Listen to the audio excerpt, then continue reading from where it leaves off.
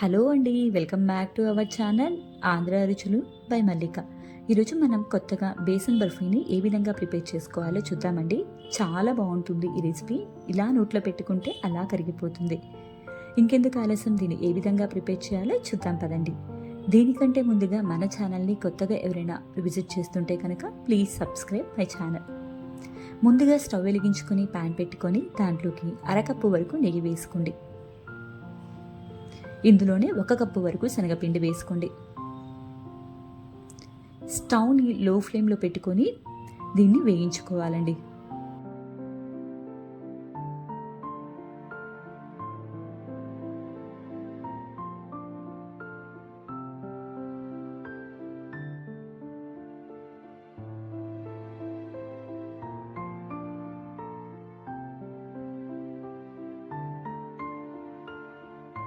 ఇలా నేతిలో వేయించడం వల్ల మంచి స్మెల్ వస్తుందండి.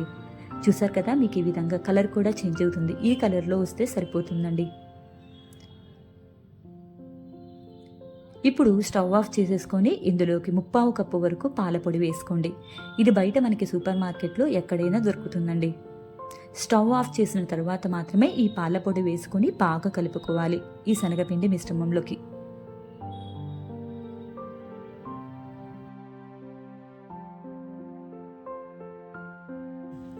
ఈ విధంగా బాగా కలిసేలాగా కలుపుకొని దీన్ని ఒక బౌల్లోకి తీసుకొని పక్కన పెట్టుకుందామండి. ఇప్పుడు అదే ప్యాన్లో 1 కప్పు వరకు పంచదార వేసుకోండి. ఇందులోకి 1 కప్పు వరకు వాటర్ పోసుకోండి. మీరు ఏ కప్పుతో అయితే పంచదార వేసుకున్నారో అదే కప్పుతో 1 కప్పు వాటర్ పోసుకోండి, సరిపోతుంది. ఈ పంచదార బాగా కరిగి మనకి బబుల్స్ అనేవి రావాలండి. అప్పటి వరకు కూడా మీరు ఈ విధంగా తిప్పుతూ పంచదారని ఉడికించుకోండి. చూస్తున్నారు కదా, ఈ విధంగా బాగా బబుల్స్ రావాలండి. ఇప్పుడు మరొక 2 నిమిషాల పాటు ఉంచుకుంటే మనకి పాకం సరిపోతుందండి. చూస్తున్నారు కదా, మనకి ఈ విధంగా 1 స్ట్రింగ్ కన్సిస్టెన్సీ అంటారు కదా, అంతే తీగ పాకం అండి. ఈ విధంగా వస్తే సరిపోతుందన్నమాట. ఇందులోకి మనం వేయించి పక్కన పెట్టుకున్న శనగపిండి మిశ్రమాన్ని కూడా వేసుకొని బాగా కలుపుకోవాలండి. ఈ మిశ్రమం మొత్తం కూడా దగ్గర పడాలి. అప్పటి వరకు కూడా మీరు కలుపుతూ ఉండండి.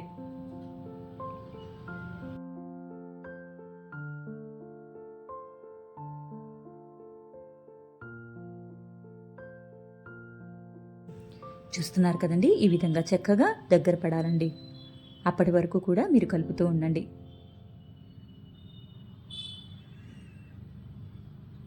మీ దగ్గర స్క్వేర్ ట్రే కానీ లేదంటే గ్లాస్ ట్రే కానీ ఉంటే కనుక తీసుకొని దాంట్లోకి బటర్ పేపర్ వేసుకోండి, వీడియోలో చూపిస్తున్న విధంగా. ఇందులోకి మనం ప్రిపేర్ చేసుకున్న మిశ్రమాన్ని మొత్తాన్ని కూడా వేసుకొని స్పాచులా సహాయంతో దీన్ని ఈవెన్గా స్ప్రెడ్ చేసుకోండి.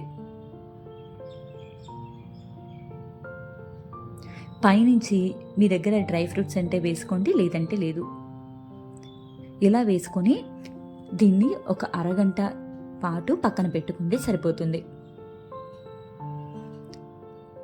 ఒక అరగంట తర్వాత దీన్ని డిమౌల్ చేసుకొని పీసెస్ కింద కట్ చేసుకుంటే ఎంతో టేస్టీగా ఉండే బేసన్ బర్ఫీ రెడీ అయిపోతుందండి. మీరు కూడా ఒకసారి ట్రై చేసి ఎలా వచ్చిందో కామెంట్ చేయండి. అండ్ మీకు కనుక ఈ రెసిపీ నచ్చినట్టయితే మీ ఫ్రెండ్స్ అండ్ ఫ్యామిలీకి షేర్ చేయండి. మరొక హెల్దీ అండ్ టేస్టీ రెసిపీతో మీ ముందుకు వస్తానండి. అప్పటి వరకు కూడా బాయ్ బాయ్.